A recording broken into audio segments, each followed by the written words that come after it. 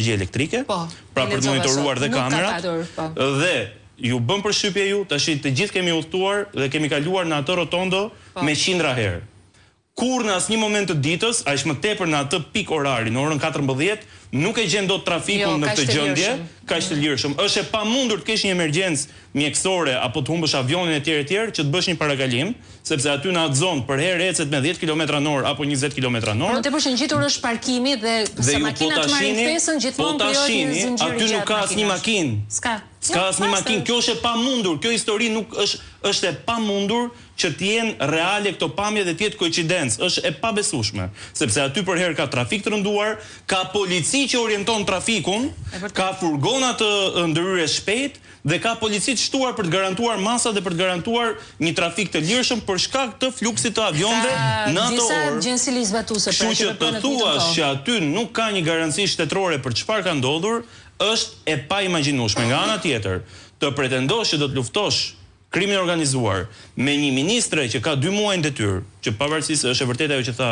zoti Saraçi pak më parë, që ajo është ministre e adresave, i vetmi aksion politik i saj është lajmi për sekuestrimin e 1162 më duket monopatave. Do me thënë, problem gjithë Tirana është mbushur me automjetet blinduara, në çdo lagje cep të Tiranës ke grupe të strukturuara kriminale që lëvizin me autoblinde, me autokolona, dhe lajm këtu çdo ditë bëhen 3 monopate apo 5 monopate që janë kapur disa adoleshent, janë ndaluar dhe ky bëhet lajm i ditës. Dhe ky quhet aksioni policisë shtetit. Nuk e ka më në kontroll shteti, pra krimi ka marrë përsipër kontroll. Krimi ka marrë revansh. Ju sot nuk keni më një ministër të brendshëm. Drejtoria e përgjithshme e policisë shtetit drejtohet nga karteli i troplinëve në Durrës. Shteti sot është peng i krimit organizuar për shkak se është dorëzuar pa kushte para grupeve kriminale dhe karteleve drogës, për shkak se ne kemi për herë të parë një kryeministër në Republikën e Shqipërisë që mban marrëdhënie personale me të gjithë bosat e kokainës dhe të grupeve kriminale në Shqipëri.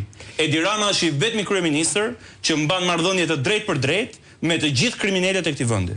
Ka vite që e bën këtë gjë dhe me këtë mënyrë ka bler zgjedhjet, ka shitur të gjitha edhe aspektet e sigurisë sonë kombëtare dhe biznesin, edhe çështjet që kanë bëjnë me energjinë, edhe çështjet që kanë bëjnë me infrastrukturën, i ka shitur ke grupet kriminale. Në çdo qark ke nga një grup kriminal që merr tenderat, që përfiton kontratat, që merr koncesionet, që merr kontratat shtetërore dhe që kontrollon ekonominë e atij qarku.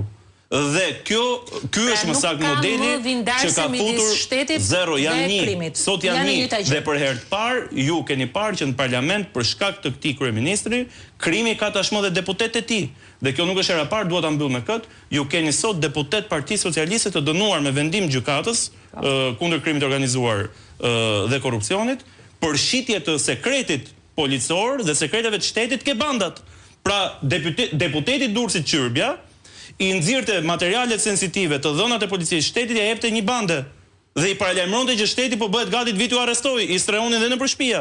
Pra ky është modeli që ka futur Edi Rama në politik dhe për sa kohë ne nuk jemi koshient që sot ka rënë shteti dhe sot ka kapitulluar përfundimisht Policia e Shtetit dhe Ministria e Brendshme, nuk do mund të gjejmë dot një zgjidhje. Ka rënë shumë herë shteti para kësaj. Kjo është bie kuqe. Kjo është nga ato ngjarje që ju thatë që nuk ka më kthim pas. Nuk ka më, kjo kohë është, por ka diçka. Është e vërtet, policia është vënë në funksion të krimit. E nisi herët që nga 2016-a. Mua po më kujton Telkir bushkolla edhe diçka tjetër. Dhe më tha, Sonila, të lëvizësh me një person që punon në agjencinë e mbikëqyrjes policore, është një garanci shumë herë më e madhe edhe se ti je me drejtor policie, për shkak të rëndësisë që ka. Pra këtu është e qartë. Jo vetëm në këtë lloj funksioni, por ky funksion që kurse kryeministri pra ju dritur qepikun vitin 2017 mos gaboj, i kërkonte policëve që pasi të zhvishnin uniformën pas orarit zyrtar, të mbledhin vota për Partinë Socialiste. E ndjekim pak si u vu policia në shërbim të krimit.